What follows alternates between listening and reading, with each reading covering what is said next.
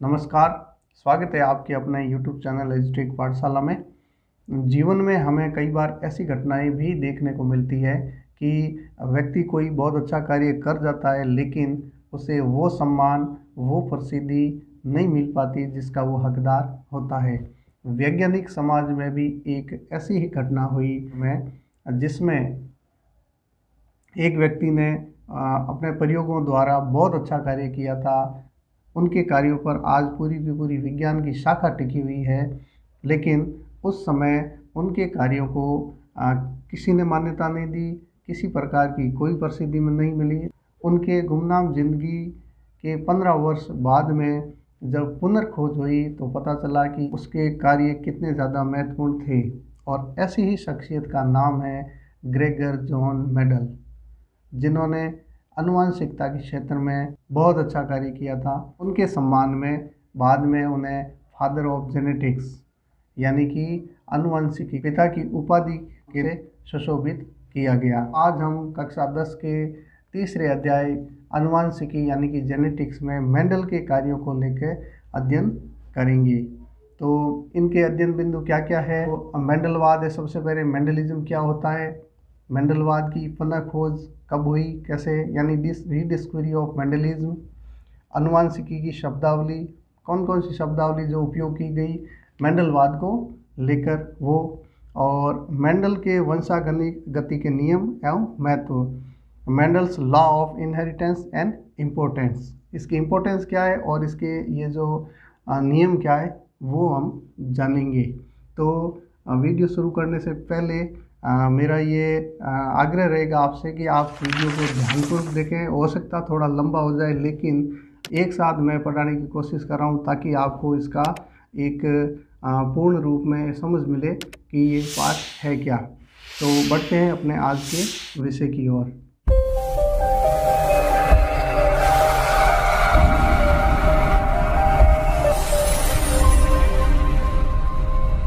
आनुवंशिकता या फिर वंशागति या हेरिडिटी, ये क्या होती है? सबसे पहली शब्दावली है तो इसमें सजीवों में जनक से संतति में आनुवंशिक लक्षणों का संचरण, यानी कि जनक जो है उसकी ऑफस्प्रिंग या संतति तक जो लक्षण जाते हैं उसके संचरण को कहते हैं आनुवंशिकता या फिर वंशागति, यानी वंश में आगे से आगे लक्षणों का जानना, इसको कहते हैं आनुवंशिकता या वंशागति। इसी एक और शब्द आता है इसी के जैसा, अनुवंशिकी। अनुवंशिकी मतलब अध्ययन, जीव विज्ञान की वह शाखा जिसमें सजीवों के लक्षणों की आनुवंशिकता एवं विभिन्नताओं का अध्ययन किया जाता है। जिस शाखा में इसका अध्ययन किया जाता है उसको कहते हैं आनुवंशिकी या फिर जेनेटिक्स। और हम जो आज अध्ययन कर रहे हैं इसी का ही आनुवंशिकी या जेनेटिक्स, यानी कि इसमें एक पीढ़ी से दूसरी पीढ़ी में जो लक्षणों की या विभिन्नताओं की संचरण होता है उसका अध्ययन करते हैं। तो आनुवंशिकी जो शब्द दिया था वो शब्द से पहले दिया था बैटसन ने, यानी जेनेटिक्स शब्द, आनुवंशिकी मतलब जेनेटिक्स जो शब्द है वो दिया था बैटसन ने 1905 में। और आनुवंशिक लक्षण क्या क्या है, हेरिडिटरी कैरेक्टर्स क्या क्या है? तो सजीवों में लैंगिक जनन की क्रिया के समय युग्मकों द्वारा विभिन्न लक्षणों का पीढ़ी दर पीढ़ी संचरण होता रहता है और इन लक्षणों को आनुवंशिक लक्षण कहते हैं। यानी पीढ़ी दर पीढ़ी जो लक्षण आगे संचरण होते रहते हैं उनको कहते हैं आनुवंशिक लक्षण।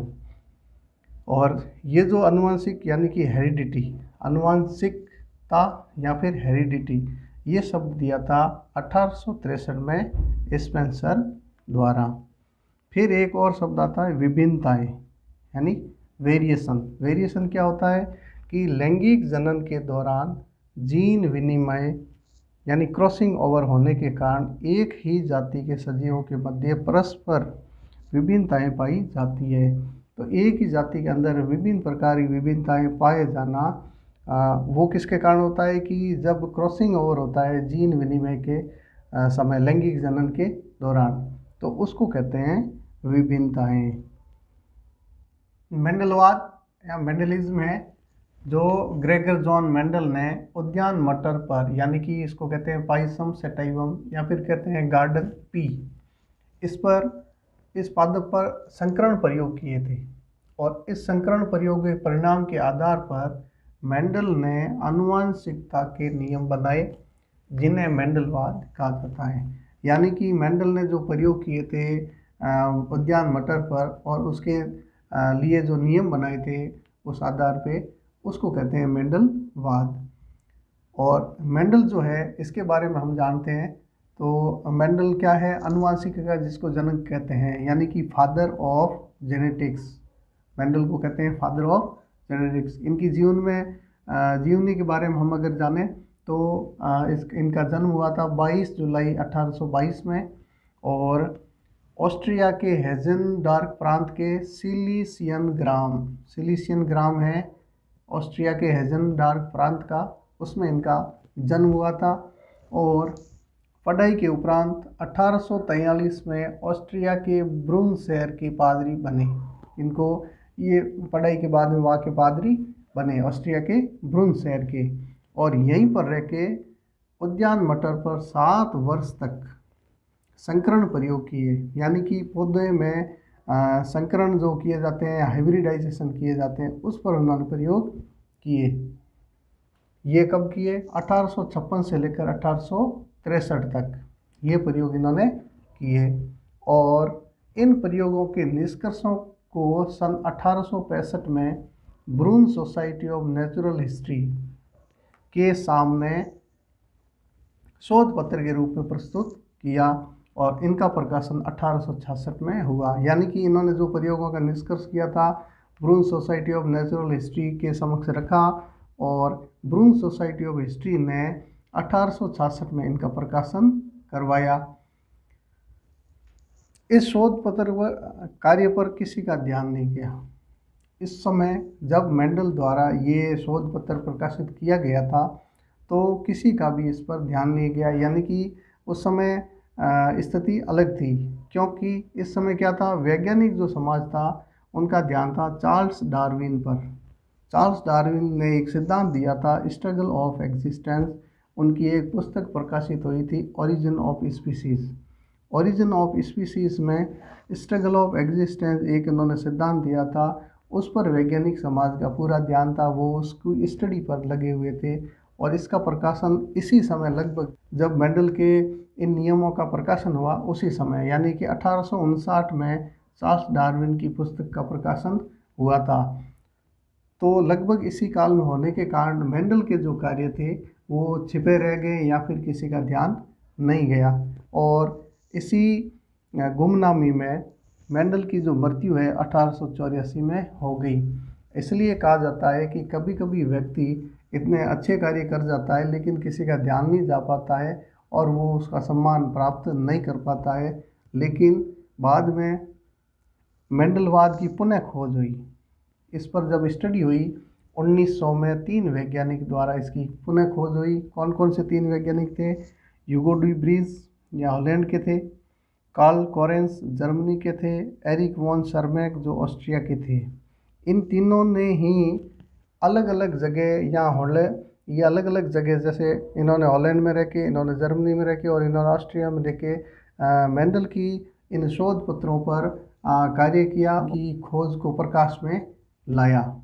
तब जाकर मेंडल के जो नियम इन्होंने दिए थे उनके महत्व के विषय में पता चला और तब तक बहुत देरी हो चुकी थी। उनके सम्मान में आनुवंशिकी के जनक के रूप में इनको सम्मान दिया गया, क्योंकि इनका जो कार्य था पूरा का पूरा जो जेनेटिक्स है, आनुवंशिकी, ये पूरा का पूरा मेंडल के कार्यों पर आधारित है। यानी कि जेनेटिक्स जो एक पूरी इमारत है, इसकी नींव है मेंडलवाद। मेंडल के प्रयोग या फिर एक्सपेरिमेंट।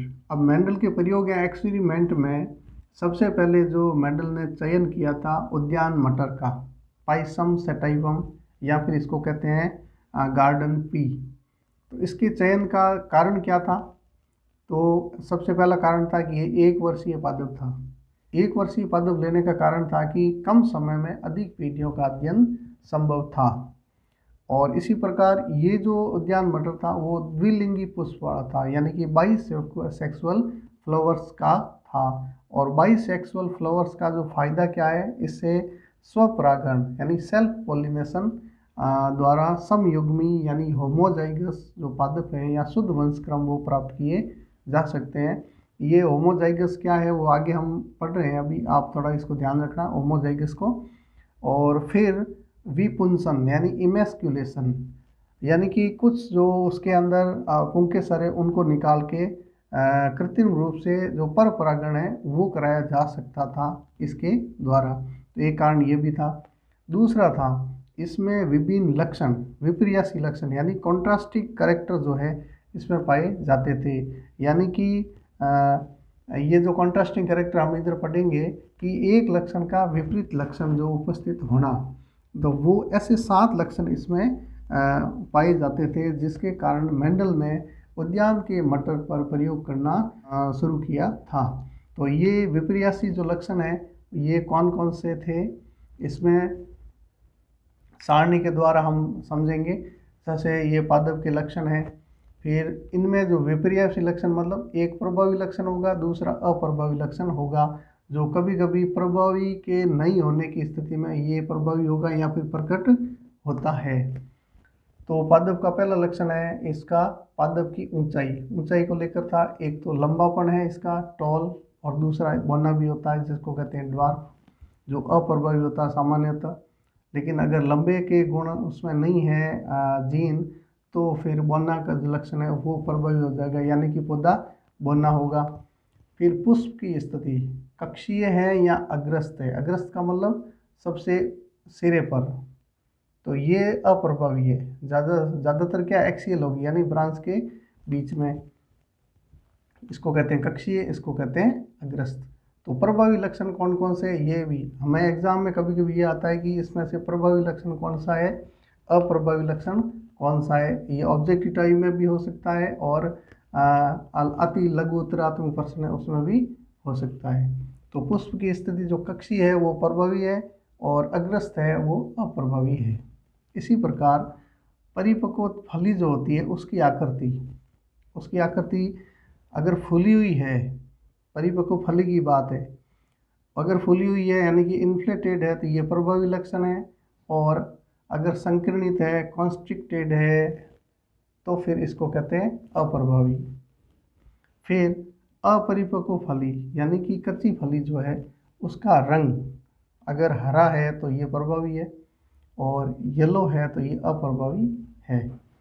फिर पुष्प का रंग अगर बैंगनी है तो ये प्रभावी है, और सफ़ेद है तो ये अप्रभावी है। जब ये प्रभावी लक्षण नहीं होंगे तो वो अप्रभावी प्रकट होते हैं। बीज की आकृति क्या है, गोलाकार जो है बीज की आकृति वो है, यानी कि राउंडेड है, ये प्रभावी है। और झुर्रीदार या विरिंकल जो होता है उसको ये अप्रभावी लक्षण है। बीज का रंग है अगर पीला है तो ये प्रभावी है, और हरा है तो अप्रभावी है। इसमें 2-3 चीज़ें आई जहाँ कंफ्यूज हो सकता है आपका।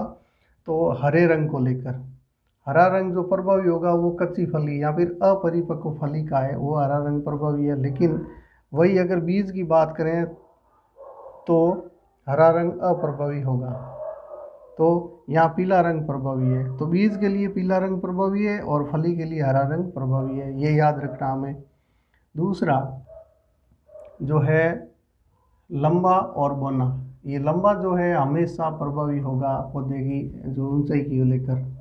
और फिर ये गोलाकार और झुर्रीदार इसमें, और ये जो फली है, फली और बीज अगर आकृति गोलाकार है तो फिर ये आकृति ये जो है प्रभावी है, और झुर्रीदार है तो अप्रभावी है।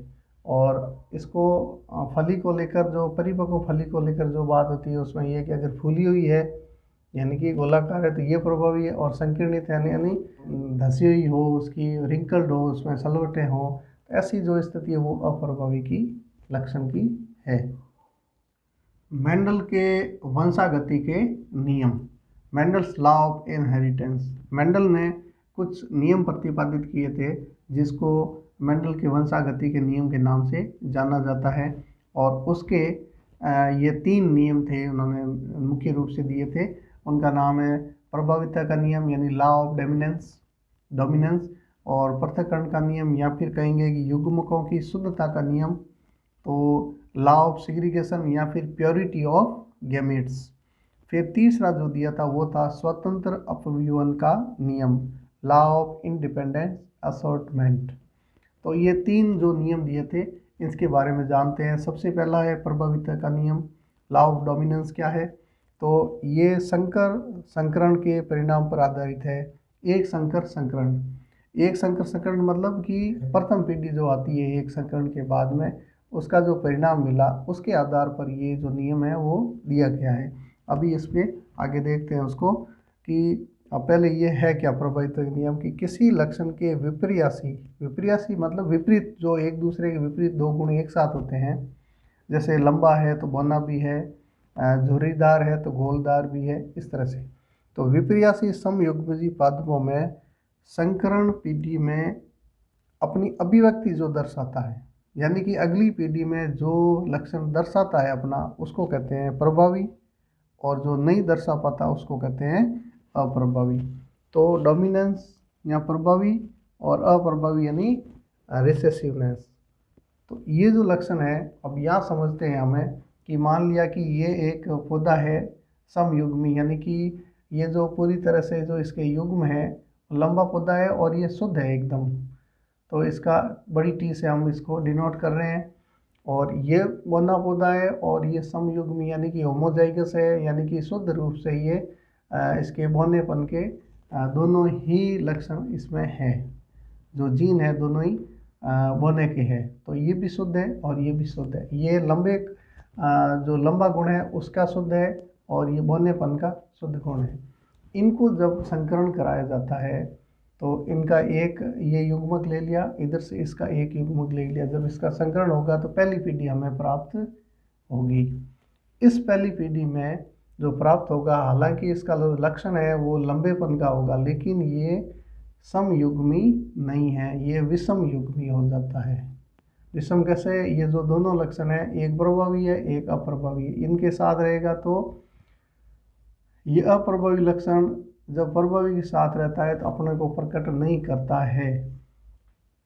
इस प्रकार ये जो प्रथम पीढ़ी में जो लक्षण मिले हैं वो प्रभावी का मिला है, तो ये इसको कहते हैं प्रभाविता का नियम, कि दोनों जीन जब साथ होंगे तो अप्रभावी लक्षण है वो अपने आप को प्रकट नहीं करता है प्रथम पीढ़ी में, केवल जो प्रभावी लक्षण है वो प्रकट करता है। और ये जो बौनेपन का अप्रभावी लक्षण है, जब दोनों ही युग्मक के ये जो लक्षण है विपर्यासी जब एक जगह होंगे तभी ये अपने आप अभिव्यक्त करते हैं। इसके बाद में दूसरा जो नियम है पृथक्करण का नियम, या फिर कहेंगे युग्मकों की शुद्धता का नियम, यानी युग्मक अपने आप को अलग बनाए रखते हैं, अपनी जो शुद्धता है उसको बनाए रखते हैं। ये जो पृथक्करण का नियम है वो है एक संकर संकरण के परिणामों पर आधारित। यही ये जो प्रथम पीढ़ी का संकरण हुआ था इसी पर आधारित ये भी है पृथक्करण का नियम या युग्मकों की शुद्धता का नियम।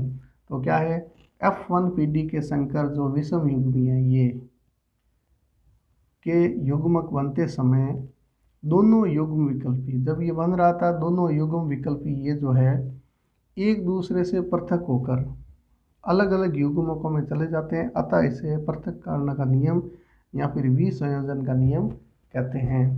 पहला नियम क्या था कि ये अपने प्रभाव को दिखाएंगे दोनों की स्थिति में, ये जो है जब दोनों साथ होंगे तो जो प्रभावी लक्षण है वो अपने आप को प्रकट करेगा या फिर अभिव्यक्त करेगा। ये तो प्रभाविता का नियम था।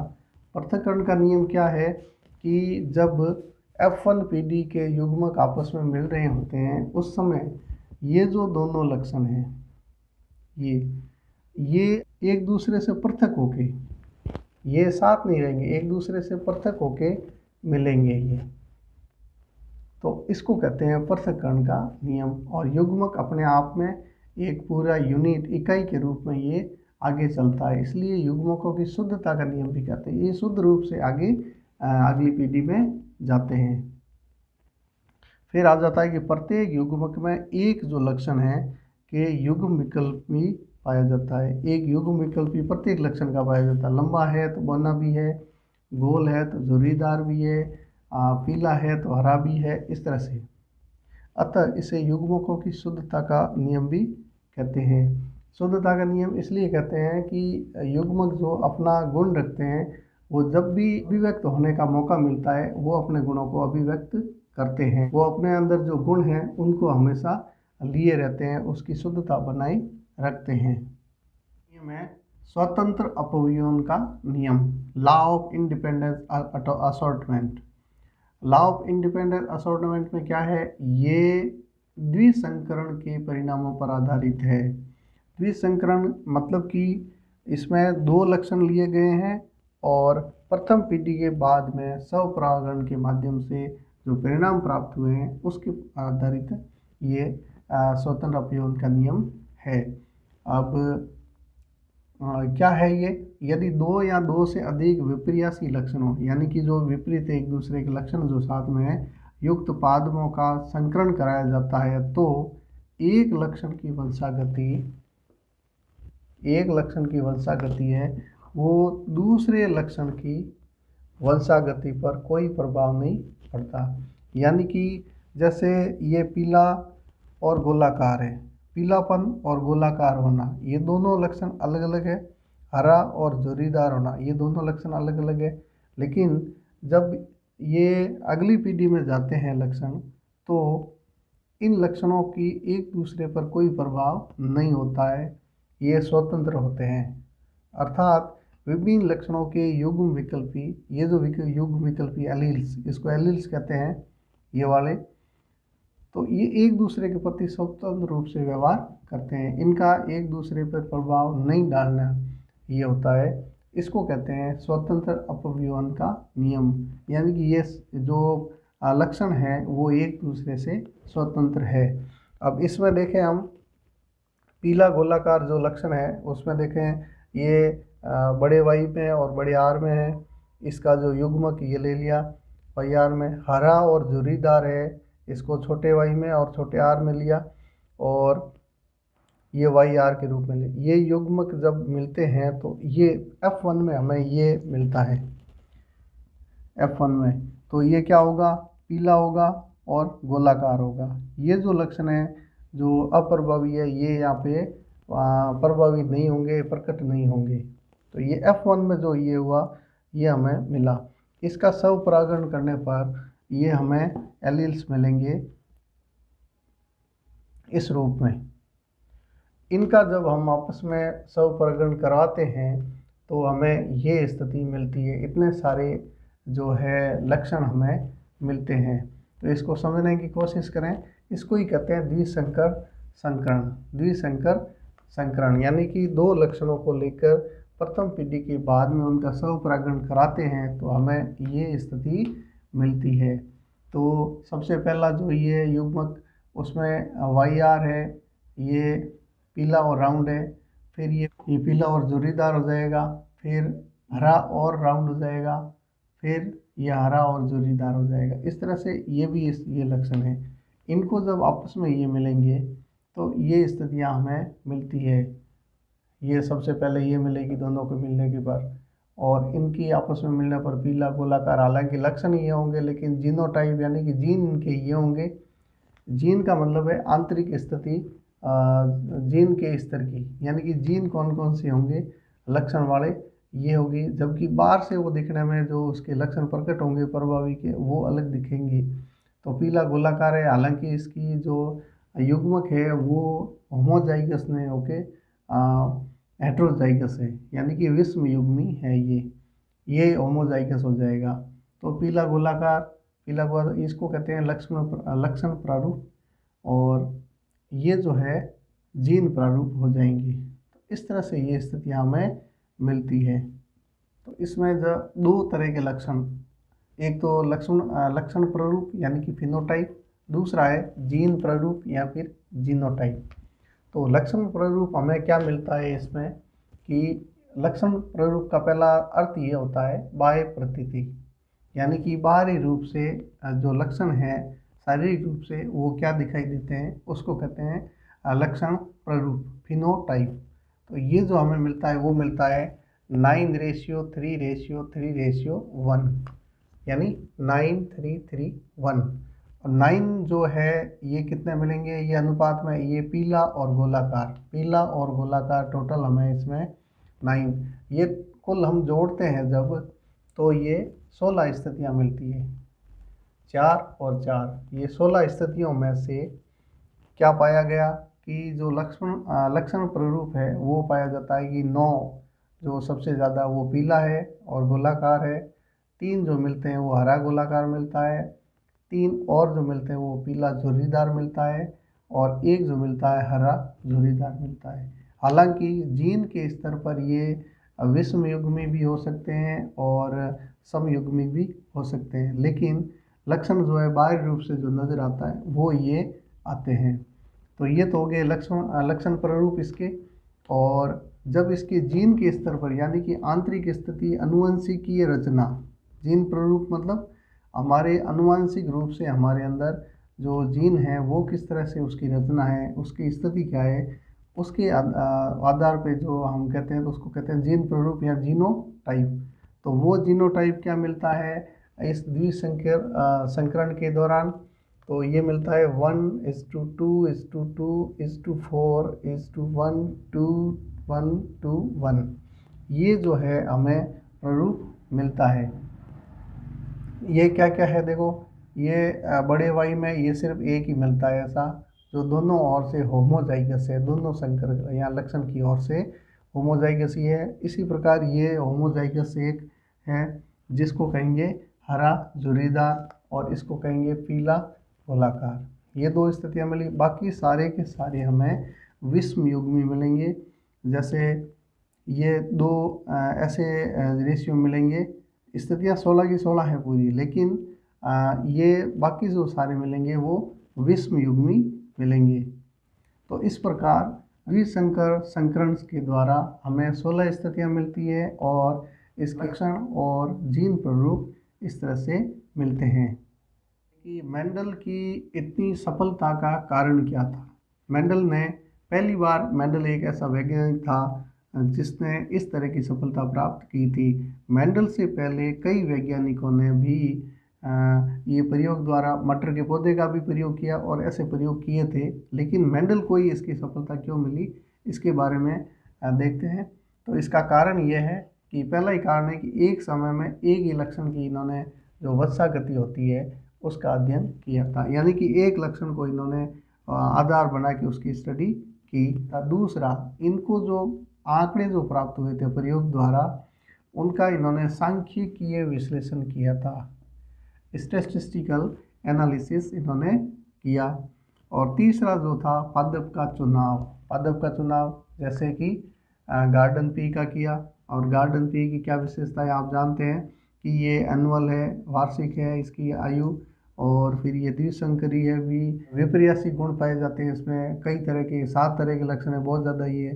तो इस तरह से मेंडल की सफलता का ये मुख्य कारण था, इसका चुनाव होना, एक समय में एक ही लक्षण को पकड़े रखना, फिर आंकड़ों का सांख्यिकी विश्लेषण। तो ये पूछा भी जाता है शॉर्ट में कि मेंडल की सफलता का कारण क्या था। फिर इसका महत्व क्या है, मेंडलिज्म का महत्व या इम्पोर्टेंस क्या है। इम्पोर्टेंस, सबसे बड़ी इम्पोर्टेंस यही है कि जो अच्छे लक्षण हैं वो एक ही वंश में लाए जा सकते हैं। दूसरा, ऐसी फसलें जो रोग प्रतिरोधक हो, उच्च उत्पादक हो, उनका विकास किया जा सकता है। फिर जीन संकल्पना, ये जीन संकल्पना यानी जीन कंसेप्ट है, इसकी जो पुष्टि, यानी कि जीन होता है, इन्होंने हालांकि मेंडल ने इसको फैक्टर नाम दिया था, लेकिन वहीं से ये संकल्पना की पुष्टि मेंडल के नियम से होती है। तो ये इसका महत्व है।